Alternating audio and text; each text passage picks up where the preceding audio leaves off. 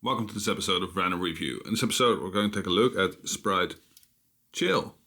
Well, that's a really chill taste. It's the lemon and lime taste, and I think it's officially called Sprite Chill Lemon. It looked like a can of Sprite. It has the traditional Sprite coloring, but it has a little bit of the blue added to it, and it has, well, a mint taste. And I wonder how that will taste. So as you can see, it's a zero sugar product, so there's almost no calories and there's no sugar and no fats. It's almost healthy. It's like water, you know? So all we need to know is how does it look and how does it taste. So let's first take a look.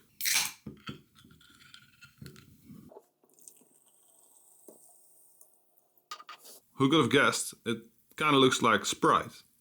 But it is a little bit more white. It looks a little bit more funky, a little bit more, chemical actually. It might be the bubbles. So now we need to know, how does it taste? Well, we tried it, as you can see. And let me tell you guys, it's not amazing. It's not bad. It actually tastes a lot like Sprite.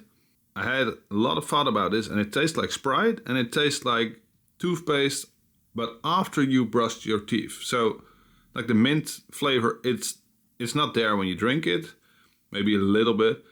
It's mostly there in the aftertaste, and it lingers. Well, maybe some people like it.